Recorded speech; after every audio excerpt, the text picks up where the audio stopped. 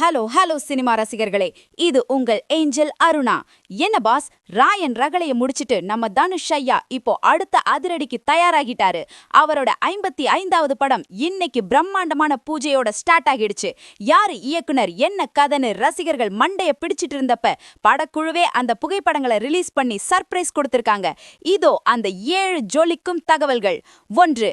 தனுஷின் 55வது படத்தை D55 இயக்குனர் அருண் மாதவேசரன் அல்லது ஒரு முன்னணி தெலுங்கு இயக்குனர் இயக்க போறதா பேசப்பட்ட நிலையில இப்ப ஒரு புதிய மாஸ் கூட்டணி உறுதியாகி உள்ளது.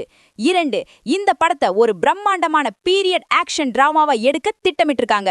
படத்தோட பட்ஜெட் மட்டும் சுமார் 150 கோடிக்கு மேல இருக்கும்னு சொல்லப்படுது. 3. இன்னைக்கு வெளியான புகைப்படங்கள்ல தனுஷ் ஒரு ரக்கட் லுக்ல நீண்ட முடி மற்றும் தாடியோட இருக்கிறது ரசிகர்களை செம எக்ஸைட் பண்ணிருக்கு. 4. படத்துக்கு இசைப்புயல் AR ரஹ்மான் அல்லது அனிருத் இசையமைக்க போறதா ஒரு பெரிய விவாதமே சோசியல் மீடியாவுல போயிட்டு இருக்கு. அநேகமாக அனிருத் வர வாய்ப்பு அதிகம். 5. படப்பிடிப்பு இன்னைக்கே ஒரு பிரம்மாண்டமான செட்ல ஆரம்பமாகிடுச்சு. அடுத்த வருஷமே 2027ல படத்தை ரிலீஸ் பண்ண தனுஷ் பிளான் பண்ணிருக்காராம். 6. இந்த படத்துல தனுஷ்க்கு ஜோடியா ஒரு முன்னணி பாலிவுட் நடிகை நடிக்க போறாங்க. அதனால இது ஒரு பேன் இந்தியா படமா உருவெடுக்குது. 7.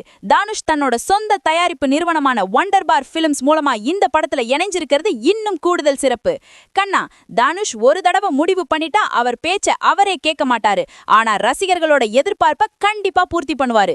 குபேரா ஒரு பக்கம், இட்லி கடை ஒரு பக்கம்னு இருக்கிறப்ப இந்த D55 எந்த அளவுக்கு ஒரு ராட்சசன் மாதிரி வரப்போகுது. 2026ல இந்த தனுஷ் மேனியாவுக்கு மக்கள் ஒரு பெரிய விசில் அடிக்க போறாங்க பாரு. It's another blockbuster in the making from our king of acting boss. D55 படத்தோட டைட்டில் என்னவா இருக்கும்? தனுஷோட அடுத்த லுக் எப்படி இருக்கும்? எல்லா எக்ஸ்க்ளூசிவ் சினிமா அப்டேட்ஸுக்கும் ஸ்டே டியூன்ட் வித் பிராண்டி செய்திகள். Stay tuned.